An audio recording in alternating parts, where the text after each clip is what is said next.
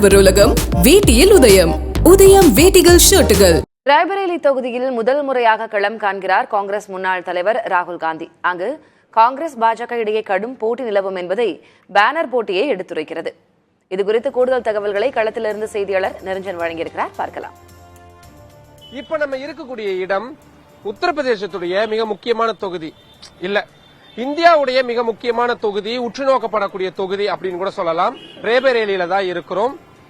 காங்கிரஸ் கட்சியுடைய கோட்டையா பல ஆண்டுகளா இந்த ரேபரேலி தொகுதி இருந்துட்டு வரக்கூடிய சூழல்ல இந்திரா காந்தி, முன்னாள் பிரதமர் இந்திரா காந்தி போட்டியிட்ட தொகுதியாகவும் அவங்க தோல்வி அடைஞ்ச தொகுதியாகவும் இது இருக்குது. இன்னொரு பக்கம் 2004ஆம் ஆண்டுல இருந்தே இந்த தொகுதியை காங்கிரஸ் கட்சியுடைய முன்னாள் தலைவர் சோனியா காந்தி தான் கைவசம் வச்சிருக்கிறாங்க. இந்த முறை இது எல்லாத்த விட சர்ப்ரைஸா ராகுல் காந்தி முதலா இந்த தொகுதியில போட்டியிடுறாரு.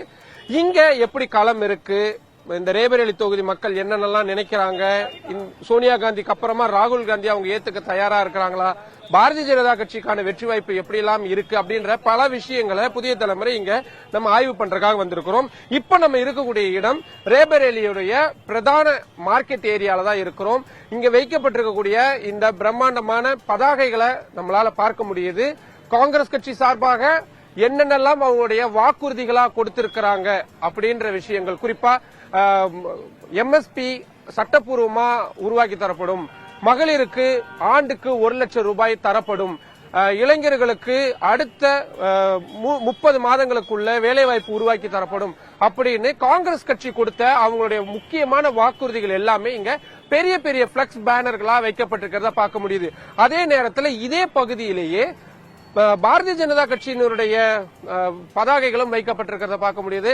கடந்த 10 ஆண்டுகள்ல என்ன மாதிரியான சாதனைகள்லாம் செய்யப்பட்டது, 370 ரத்து செய்யப்பட்டது, முத்தலாக் தடை சட்டம் கொண்டு வரப்பட்டது, இப்படின்னு பல முக்கியமான அவங்களுடைய வாக்குறுதிகள் எல்லாத்தையுமே இங்க அவங்க காட்சிகளா வச்சிருக்கிறதையும் பார்க்க முடியுது.